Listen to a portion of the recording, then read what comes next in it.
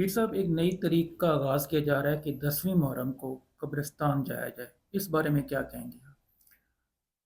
یہ تمام وہ چیزیں عمل میں لائی جا رہی ہیں اور ان لوگوں کی طرف سے لائی جا رہی ہیں جن کا دین محمدی کے ساتھ میں سمجھتا ہوں تعلق بہت کم ہے یا نہ ہونے کے برابر ہے، یا وہ دین محمدی کو سمجھ ہی نہیں پائے۔ یہ جو قبرستان جانے والا معاملہ ہے، یہ ایک خاص تحریک نے شروع کیا،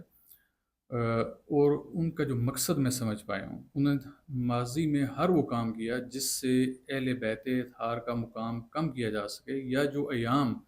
اہل بیت اطہار کے ساتھ منسوب ہیں، خواہ مولا علی سرکار کی ذات ہو، خواہ امام حسن علیہ السلام ہو، حسین علیہ السلام ہو، یا دیگر ہوں، انہوں نے تمام وہ کام کیے کہ جس سے ان لوگوں کے مقام مرتبے کو کم کیا جا سکے، یا ان کے ساتھ جو ظلم اور ناانصافی ہوئی اس کو چھپایا جا سکے۔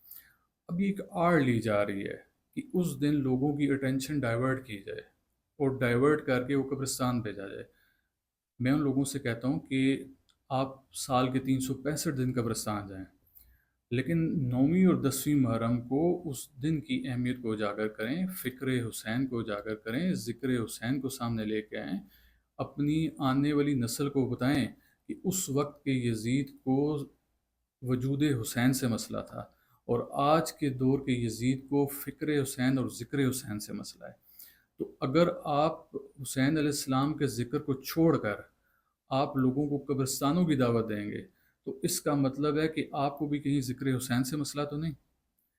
آپ کیوں سال کے 365 دن قبرستان جب جاتے ہیں تو آپ کو یہ دن لازمی ملیں کہ آپ قبرستان جائیں گے؟